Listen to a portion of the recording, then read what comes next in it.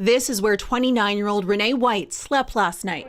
She spent hours in handcuffs. Where they chained us all up like dogs next to each other. She was one of the 127 people arrested yesterday during protests in Louisville. We were walking, I think, up Jefferson, and next thing you know, we seen military and police and helicopters and cars just flying.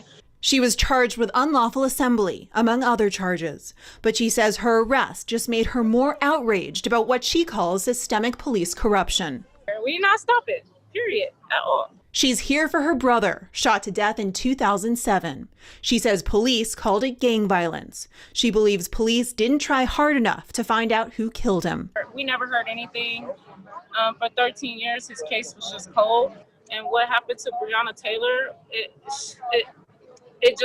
sparked the fire in me that, you know, if we stay silent, we are part of the problem. That fire drove White to travel from Detroit last night, standing in solidarity with protesters. According to police records, about 29% of those arrested yesterday were from out of town.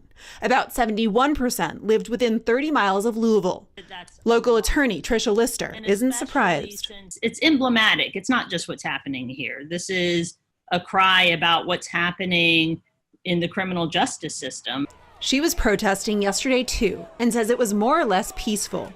Of the 127 people arrested yesterday, police records show about 3% had weapons. 91% were charged with low-level misdemeanor offenses, like unlawful assembly. Less than 9% were charged with Class D felonies, such as rioting, which can carry a sentence of up to 5 years in prison. The penalty mirrors the charges former officer Brett Hankison faces following the death of Breonna Taylor. They didn't suppress me, they magnified my voice even more. White plans to keep protesting in Louisville and back home in Detroit. We deal with systemic racism constantly every single day, and these officers are constantly getting away with abusing their power. We've been speaking with protesters throughout the day about how police have been responding to them. Their message is that police have been escalating tension, but law enforcement officers say their show of force is justified. For Focus, I'm Paula Bassan.